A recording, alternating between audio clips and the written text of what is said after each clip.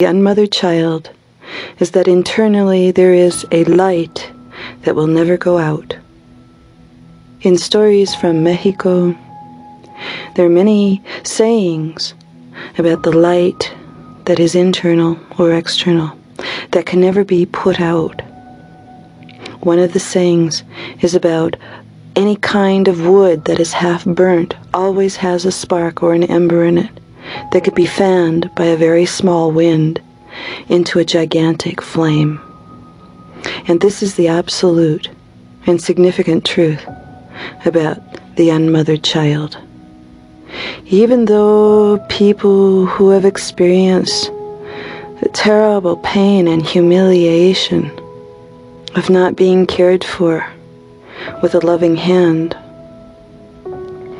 even though they have experienced those things, they must be assured that surviving is not enough, that one must learn to thrive.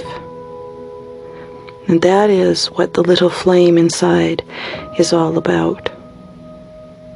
Fanning that flame into something that's sturdy and doesn't waver every time someone looks at us funny, someone disapproves of us, someone is angry with us, so that that flame burns brightly.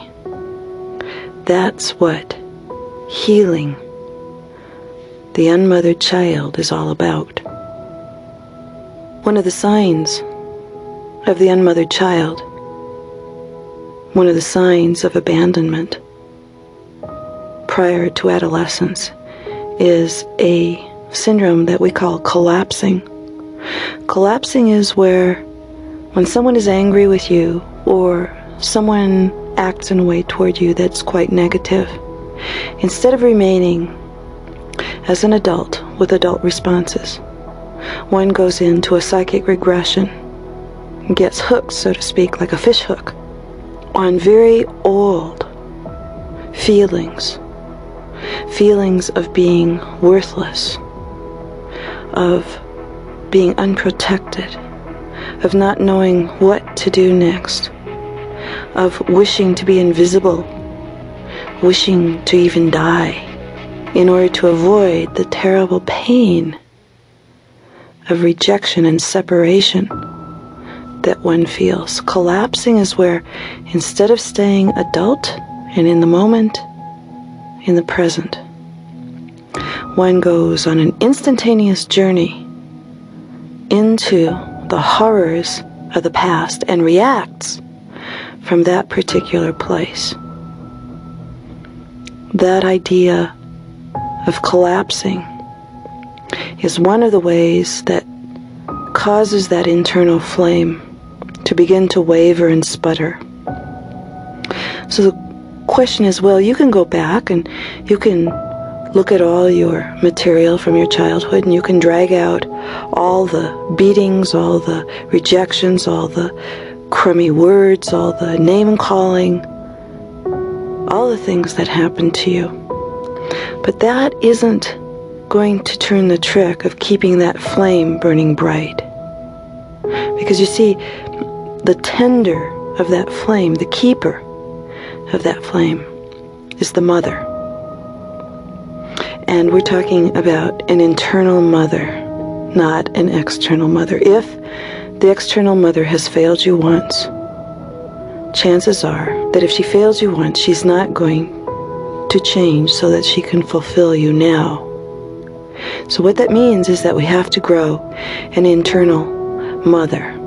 And if things happened properly when you were a child, that would already be all grown within you already. But as it is, it probably is a very young mother who isn't quite sure what to do all the time, just like a truly young mother who has all the desire and all the wishes to do everything properly for her child, but is a little bit unsure of herself. And I want to tell you a psychic secret. Something that is so simple that all of us, once we understand it, wonder why we didn't think of it ourselves. That psychic secret is, in order to grow the internal mother. You have to be willing to be decent and good to yourself. The more you are willing to accept self-love, self-respect, it doesn't matter if your ears stick out or your hair stands on end, or you're too short, or you're too wide, or you're too tall, or you're too fat. It doesn't have anything to do with that. It has to do with caring about all the things that you are. You can have favorites, you can have some that have lesser place than others, but having a general caring for all the things that you are. That is what develops the internal mother. You can actually feel her grow and see her grow before your very eyes if you are willing to accept your own love and your own respect and your regard for yourself. Now, many people who have this very deep and tragic sense of being unmothered, sometimes it is a remnant for them. Sometimes it's a memory as close as yesterday. These people often feel that they are searching for love, that if they were just loved enough, everything would be so much better. It would be such a relief. And I'm here to tell you that that is not the case. That you can have love until it's coming out of your ears, and it won't work. And the reason it won't work is that what children need is not a slavish love that just says, I love you, I love you, I love you. No matter what you do, no matter how you do it, I love you, I love you, I love you. That's not enough. In fact, in Jungian theory, to do that to a child means to make them into an inflated little beast who thinks the world revolves around them and who has the complex of the golden child or the divine child. So even though we think that is what we would like to have, that's not really so. That won't turn the trick. What will is to have guidance. The guidance of intuition, the guidance of common sense, the guidance of consciousness.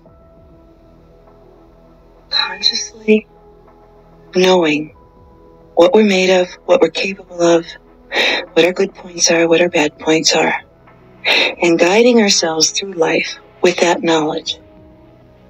That is the deepest internal mothering that you can ever have. And if you are an unmothered child, that is what was missing in your upbringing. But have heart. No matter what happened to you, that light still lives inside of you.